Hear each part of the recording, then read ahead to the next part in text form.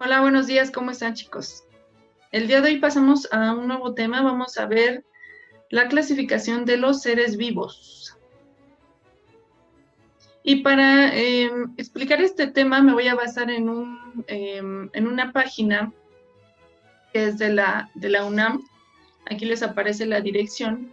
Y vamos a ir viendo diferentes autores que han propuesto diferentes formas de clasificar a los seres vivos. Pero ¿por qué creen que nos interesa clasificar a los seres vivos?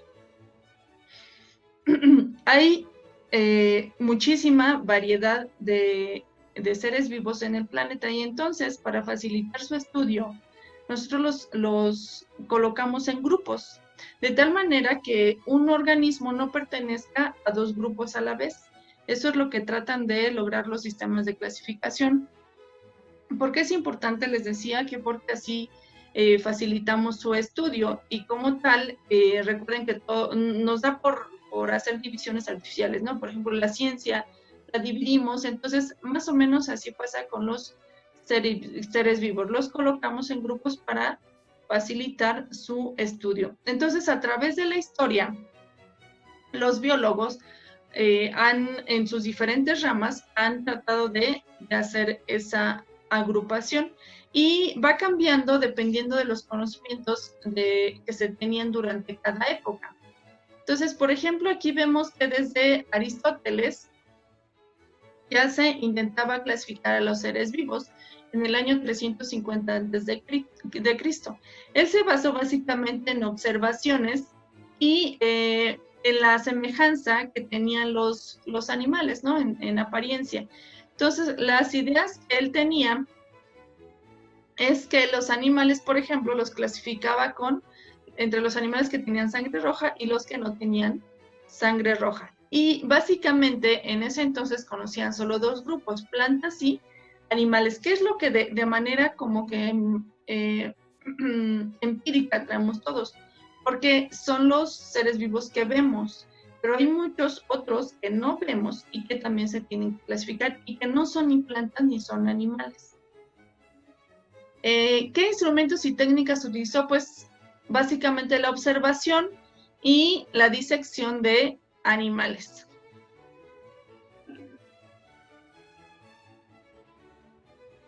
Bueno, Teofrasto fue otro autor que fue discípulo de Aristóteles y también intentó hacer una clasificación de acuerdo a lo anterior también en animales y plantas, pero por ejemplo las plantas se las clasificó en árboles, en arbustos y en hierbas. Esta clasificación todavía se utiliza porque son los diferentes estratos, por ejemplo, que vemos en un bosque o en una selva.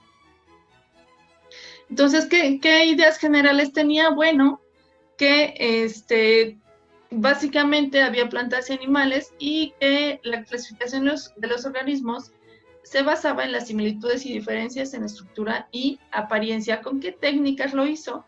Pues con la observación y con disección de animales también. Bueno, y vamos a hablar entonces de una cultura mesoamericana que son los mexicas.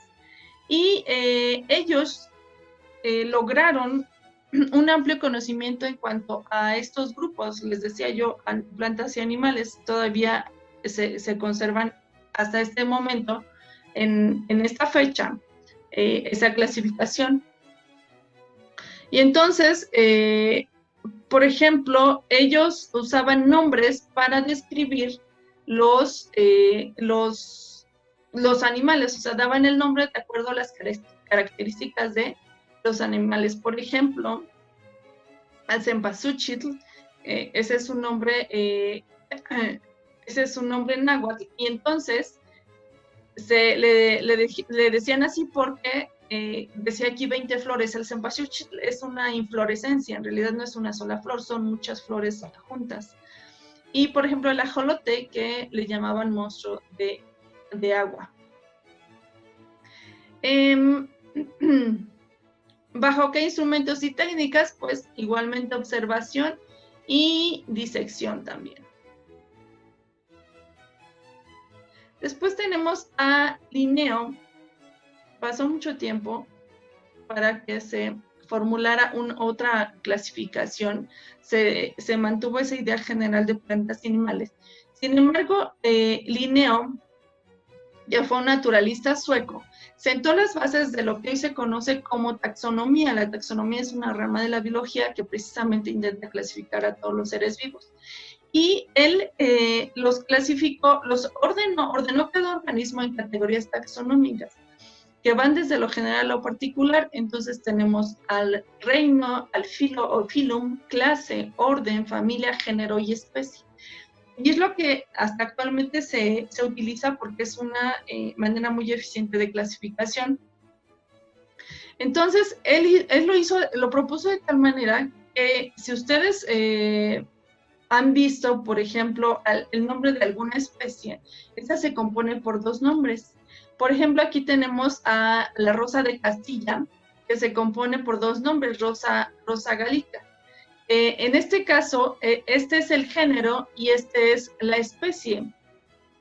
Y están en latín, que es una lengua muerta, porque como estrategia para que no cambien los nombres, también están en cursiva, se escriben o subrayada o subrayados. El primero se escribe con mayúscula, la primera, y el segundo todo con minúscula. Son requisitos para escribir nombres científicos que actualmente se siguen utilizando.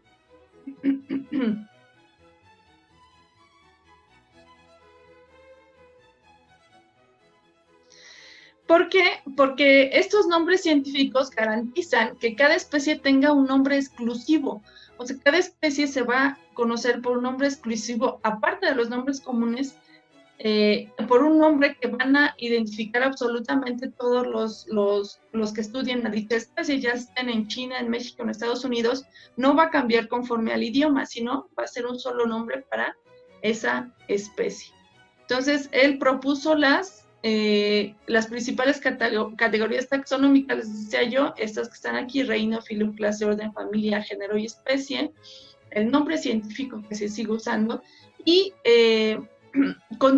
aunque continúa la clasificación de los seres vivos en dos reinos nada más: plantae y animalia, es decir, plantas y animales. Bueno, después tenemos a Ernest Haeckel.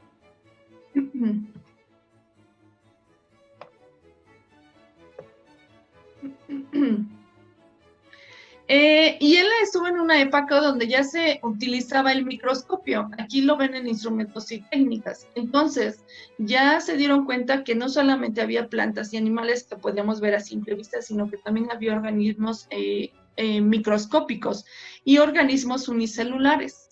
Entonces, Haeckel llama a todos esos organismos unicelulares que solo eran visibles en el microscopio, los llama protistas, y entonces propone ya ahora un tercer reino. Ya no solamente tenemos plantas y animales, sino que tenemos animales, plantas y protistas.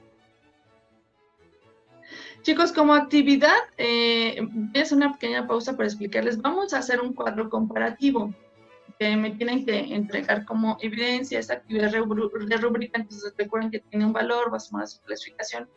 La hacen, por favor, y me envían su evidencia. Vamos a hacer un cuadro comparativo de autores y la clasificación que utilizaron.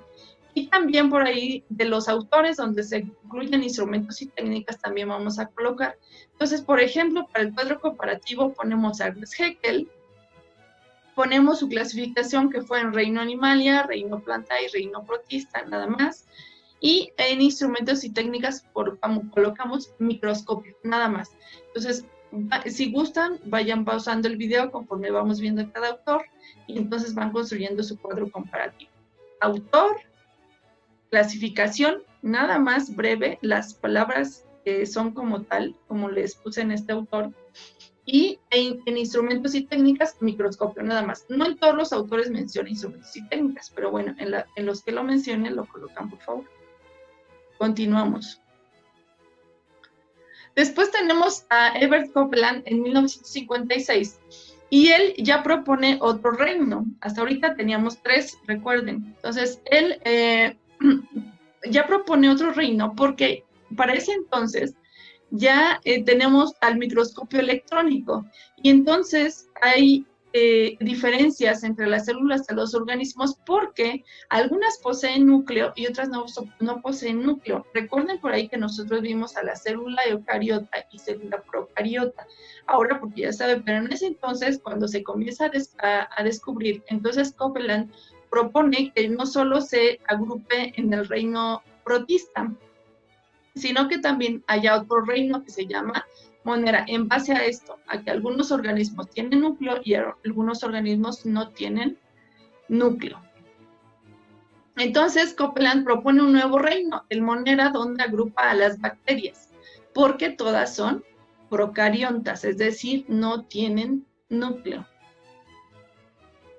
Entonces, en su cuadro comparativo iría esto para Copeland: reino animalia, reino plantae, reino protista y monera. ¿Con qué instrumentos y técnicas? Bueno, con el microscopio electrónico.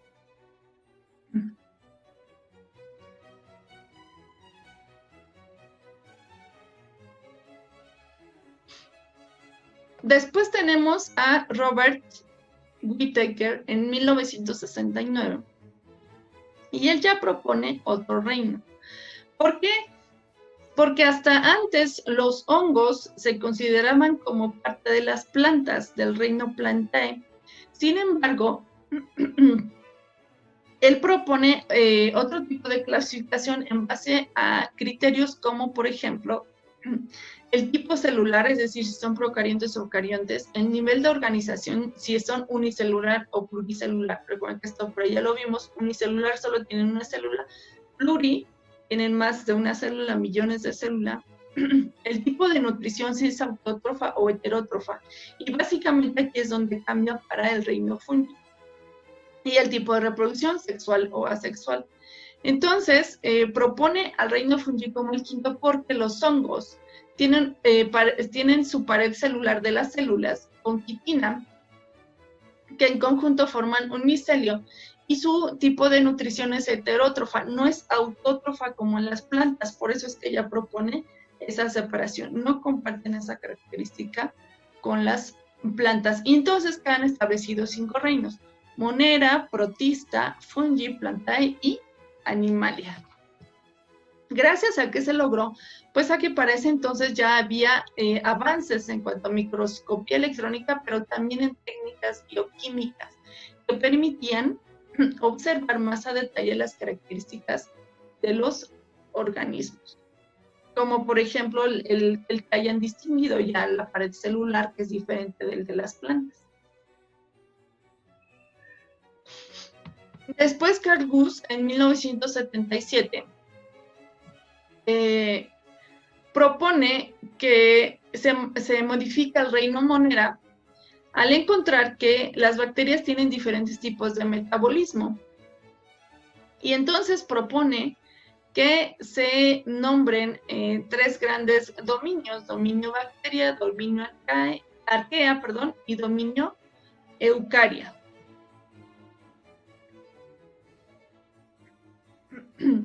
Esto porque pues notó diferencias a nivel de genética ribosomal. Como ven, ya son técnicas bioquímicas mucho más específicas y más detalladas entre las arqueas y las bacterias. Por ello es que propuso separarlos. ¿Con qué instrumentos y técnicas? Pues avances en sistemática y genética molecular, básicamente. Bien, después tenemos a Ernest Welder-Meyer en 1990, ya más reciente. Él se opuso a la clasificación de Guth y propone dividir al mundo biológico en 2 dominios, 2 grandes dominios: dominio procariota y eucariota, es decir, organismos con núcleo y organismos sin núcleo. Y varios subdominios que aquí ustedes pueden ver, arqueobacteria, eubacteria, protopista y metabionta. Y dentro de los cuales, otra vez, incluye a diferentes reinos. ¿Por qué? Porque ya nota diferencias en la célula. Esto ya es a nivel celular, ya no es solo con observación y disecciones que se hacían en un principio.